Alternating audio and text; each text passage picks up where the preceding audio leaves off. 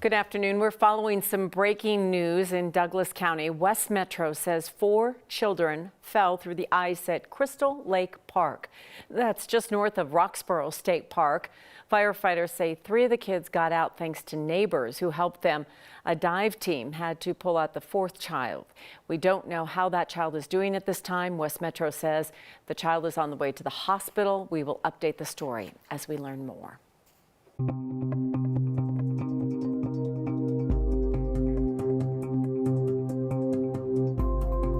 When the shooting erupted inside of an LGBTQ club in Colorado Springs, some heroes emerged, protecting others. 2 of them stopped the gunman. Others tried to protect their friends and help with the victims. Derek Rump was a bartender at Club Q who died while urging others to stay down and ran to warn others about the attack. He was one of the 5 people killed that night. The suspect, Anderson Lee Aldrich, is now in custody out of the hospital and scheduled to make his first court appearance in El Paso County tomorrow morning. That suspect in the shooting was armed with 2 guns. Investigators don't believe the guns were made by a licensed gun manufacturer. Instead, they are what we've come to know as ghost guns, weapons with no serial numbers. They are virtually impossible to trace. Kevin Bond with our 9 Wants to Know team has been looking into how this person got those guns. Kim, investigators ask it in every mass shooting. Where did the suspect get the weapons? In last weekend's attack, 9 Wants to Know has learned that investigators may never be able to answer that critical question. The shooter who opened fire in Colorado Springs on Saturday night was armed with 2 weapons, a semi-automatic rifle and a handgun. Now 9 Wants to Know has confirmed with multiple sources that those guns did not have serial numbers.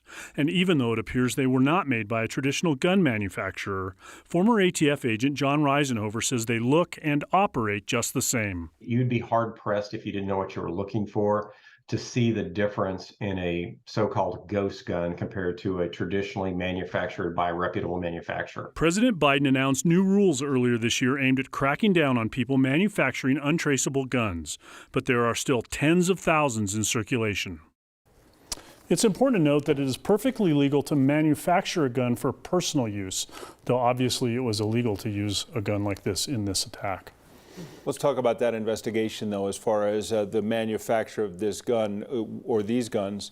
Will that be something that they will be looking for evidence strictly from the suspect? How else will they go about trying to find out where they came from? It's very difficult. It's possible this suspect manufactured him himself. It's possible he bought him from somebody else. It's possible someone bought a kit off the internet and did it. They're very hard to trace. Obviously, if there were some really unique characteristics to them and they have other ones like that, they might be able to do it. But that's part of what makes it so difficult for investigators. So why couldn't he buy a gun to begin with? I mean, he was of age if he wanted to go buy a gun. Yeah, as far as we can tell through all the available records, there was nothing to prohibit him from going into a gun store, giving him his information, his driver's license, and buying a weapon.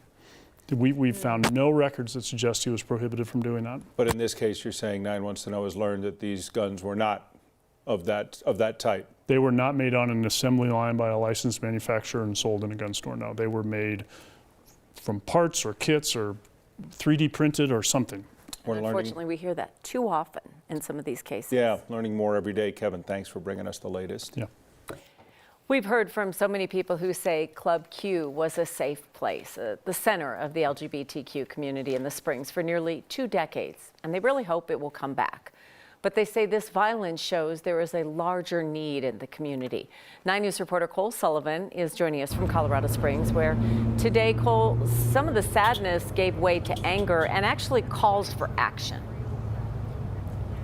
Yeah, Kim, and I want to set the scene for you here. We're at the memorial just a few steps away from Club Q, and there are TV crews here, sure, but also a lot of community members coming, dropping off flowers, notes, writing on chalk on the sidewalk here. It's an outpouring of love for the LGBTQ community here in Colorado Springs. It's not just flowers either. It's rainbows and pride flags and messages of a Colorado Springs united in love over hate. This was a community gathering place, a place that people felt like they could be themselves. But the violence here has changed that, they say, and it also has shown a larger need. The LGBTQ community here needs resources, they need information, they need support, and that's why a former longtime Club Q DJ is part of a group that wants to build a pride center here in town. The GLBT community in Colorado Springs is forever changed after this, and we are going to need a constant presence for support in this town for the long term.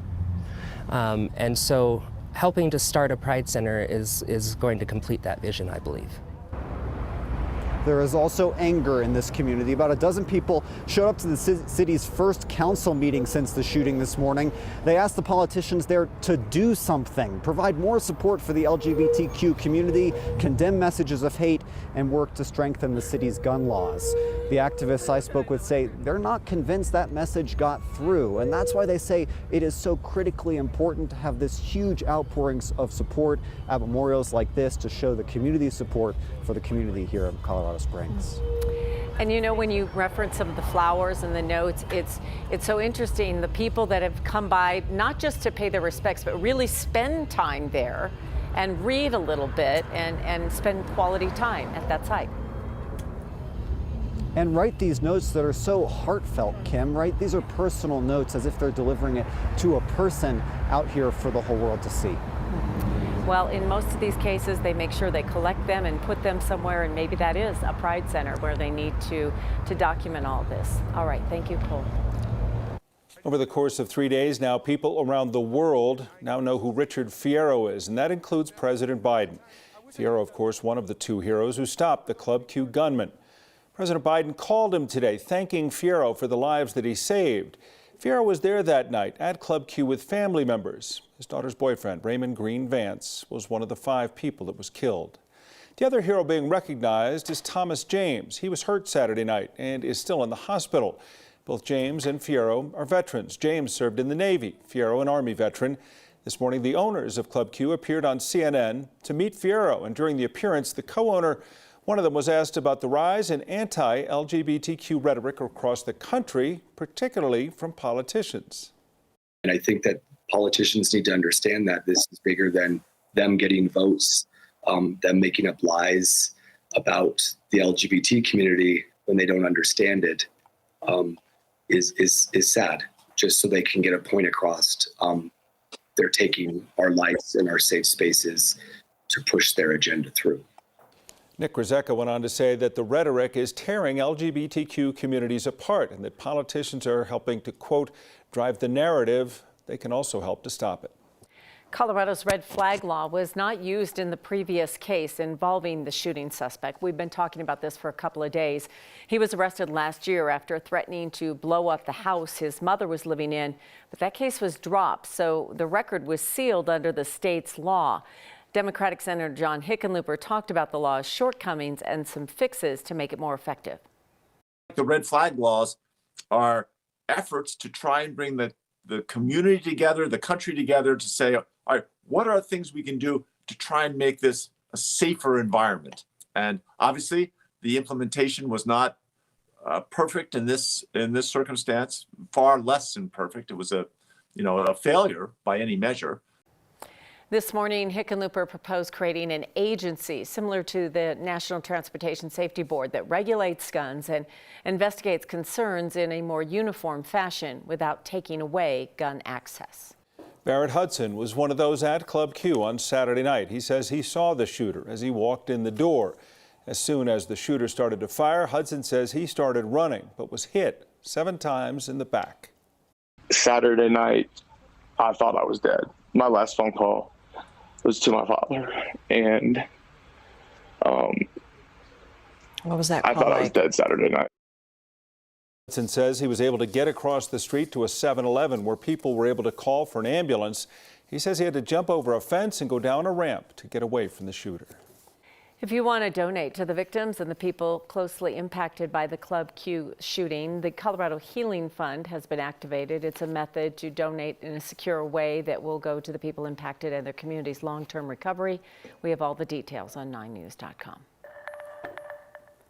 Well, let's take a look outside. It's a mix of blue sky and some clouds, but a warm day as well. Another beautiful day, up over 50 degrees for this time of year. Kathy's back with us as we start gearing up and closing in on Thanksgiving Thursday. It's been a great week of travel across the state, you guys. It has, and we thought the entire week would be quiet, but a lot of people were hoping for some fresh snowfall for holiday skiing, and Mother Nature is answering the call. But that storm also change in our forecast here along the Front Range. Right now we're enjoying just a beautiful day with a few high-thin clouds about.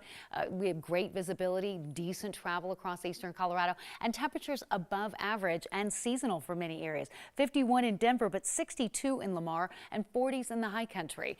Winds are pretty light out of the east and southeast and will be shifting southwest ahead of a Pacific storm that's still well off to the west of us, but taking shape and approaching Salt Lake City. It will move into western Colorado tomorrow, bringing scattered snow showers. The accumulation amounts look light so far, so there are no advisories for travel heading into the high country. For Denver, a dry evening and a dry day tomorrow, but things change for us here on Thanksgiving. Temperatures in the comfortable 50s now will drop into the 40s after sunset. And in Maine weather, we're going to cover how long the warming trend will last this week. And we do have cooler weather for Thanksgiving, and snow is in the forecast. Okay, all things to think about. I wrote all that down, by the way. Did you? We'll look for the full forecast, Kathy, in case you didn't get it right. I might have written it down. Thank you, Kathy. Well, what happened here in Colorado on Saturday night certainly can be a huge trigger for people suffering PTSD. A mental health expert will explain how to help, and a survivor sharing their story. That's coming up at 4:30.